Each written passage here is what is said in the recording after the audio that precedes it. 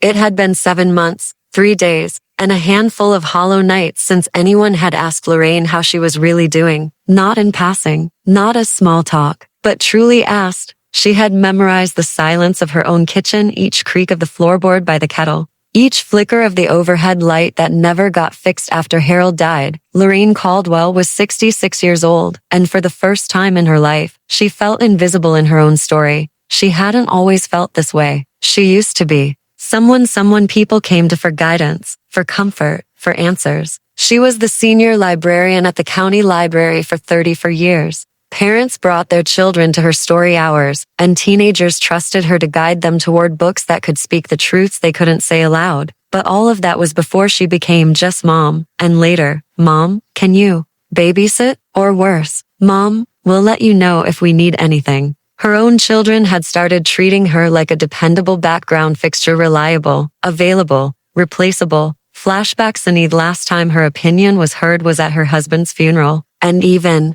then, it wasn't really heard. Her son Nathan had stood at the podium, speaking about Harold's legacy as if Lorraine had been just a supporting actress in her own marriage. Not once did he mention the decades she stood by Harold, managing his diabetes, running the house, working full-time, making sure Nathan and his sister Cassandra had college tuition paid. What Lorraine had built was conveniently rewritten as what Dad accomplished. She had smiled through it, hands folded, lips trembling but silent. Internal monologue. Was this how it ended for women like her? Not with applause, not with gratitude, but with a slow erasure, first from society, then from her own children, and finally, from herself. Modern setting. Lorraine lived in a modest home in upstate New York, the kind with peeling porch paint and a mailbox that leaned slightly. After Harold's death, the neighborhood kids stopped stopping by. The church ladies didn't call anymore. Even her knitting group moved their meetings online and somehow forgot to send her the Zoom link more than once. Her life had quietly downsized,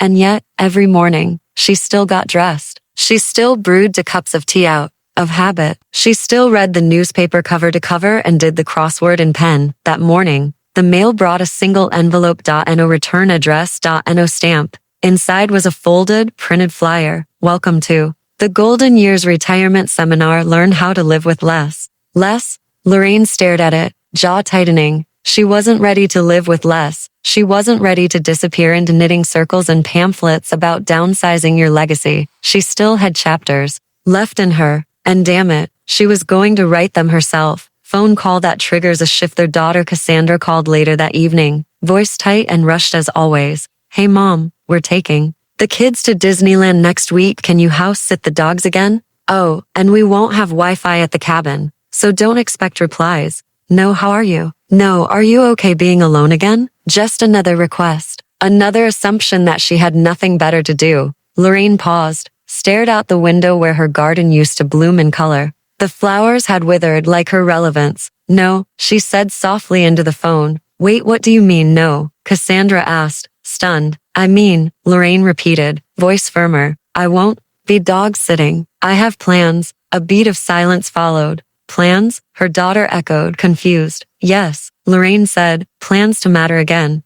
It had been. Lorraine didn't start with a grand plan. She started small like most revolutions do. The day after she said no to Cassandra for the first time, she sat at her kitchen table for hours, fingers curled around her lukewarm tea, heart pounding not from fear, but from clarity. It felt unfamiliar, the sense of ownership over her time, so she acted on it. She opened her old laptop, blew off the dust, and typed into Google, volunteer work for seniors with experience in literature or education. Among the listings, one caught her eye. Women's Resource Collective seeking mentors for our Rewrite Her Story initiative. The description read, empowering women 50 plus to reconnect with purpose, reclaim their voice, and reignite their impact. Weekly workshops, stipend included. She read it 3 times, then clicked apply. Workshop scene week 1. The classroom smelled of old markers and lemon polish. It was held in the basement of a local community center. There were 8 women, all over 50, seated in a semicircle. Some had graying braids, others dyed red hair, and a few wore reading glasses with rhinestones. But they all wore the same look Lorraine recognized, the hollow silence of women who used to be asked for advice and now weren't even asked the time of day. The group leader, a confident woman named Valerie, welcomed Lorraine warmly. We don't use the word retired here, Valerie smiled. We call it repositioned. You've not stepped out of life, you've just been misfiled. Lorraine chuckled for the first time in months. Writing prompt in the first exercise, each woman was asked to write a story titled, The Last Time I Felt Powerful. Lorraine sat motionless for a minute, then her pen moved. The last time I felt powerful was when I helped a teenage girl named Mallory escape the suffocating grip of a religious cult. She came to the library every Wednesday.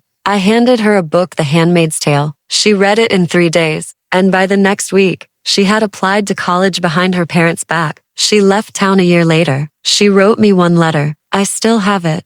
Valerie walked by, quietly reading Lorraine's page over her shoulder. That doesn't sound like a small moment, she said softly. It wasn't, Lorraine whispered. It just got buried.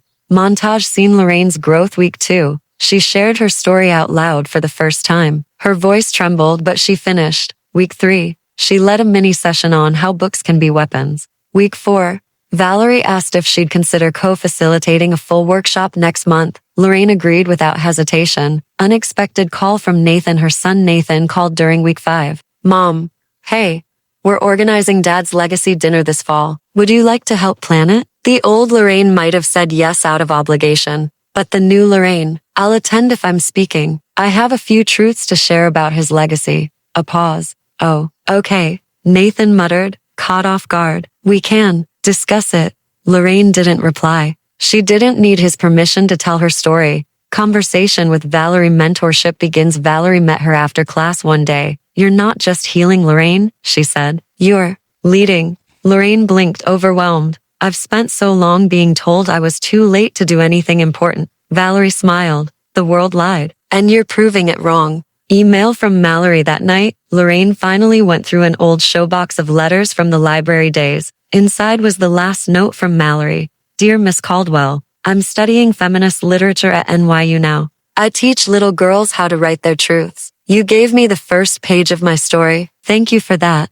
Lorraine cried, but not out of sadness. She cried because for the first time in years, she remembered, she mattered. Announcement: a public event by week 6. Lorraine was co-headlining a public storytelling event for the Rewrite Her Story initiative at the town library, her old library, the one where she was quietly retired. No party, no speech, just a farewell email sent to spam folders. Now, she would return not as a footnote, but as the headline.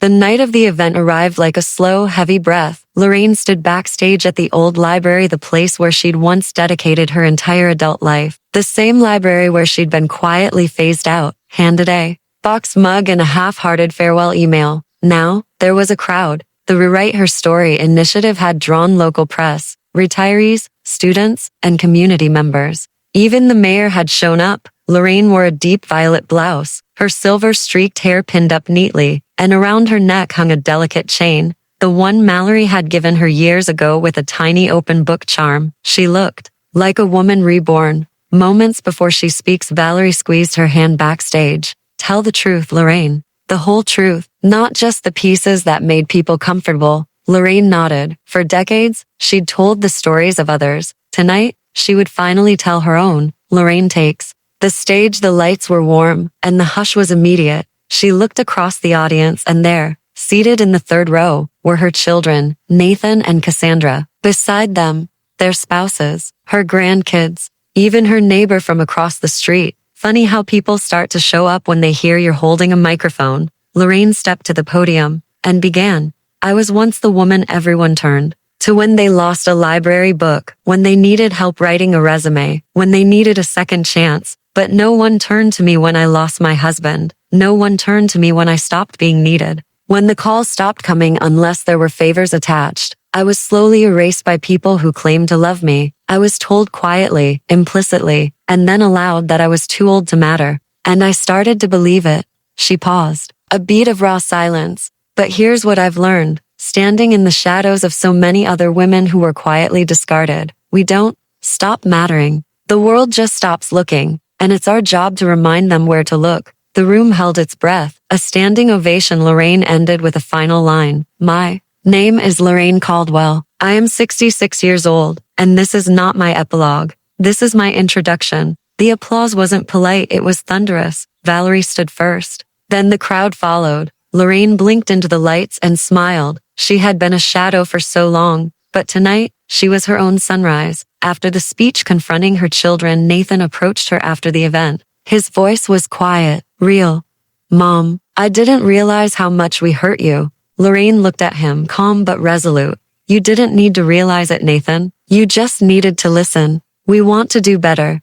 Then start by seeing me, she said. Not as the help, not as backup childcare, not as someone to call when something breaks, but as a woman who still has purpose. He nodded. His eyes were wet. Even Cassandra hugged her, tighter than usual. Final scene, a new chapter weeks later. Lorraine opened her mailbox and smiled. A letter, handwritten, from a young woman who had heard her speak that night. You reminded me that womanhood doesn't expire. You gave me permission to dream past 30. Thank you for being loud. I'll follow your voice. Lorraine folded the letter and placed it gently in the same showbox where she kept Mallory's. Then she picked up her pen, opened a fresh journal, and wrote, Chapter 1, the day I refused to disappear. They told me I was too old to matter, so I spoke up. I stood tall, and I bought back every piece of myself they tried to auction off. They erased me from the story. I made myself the author.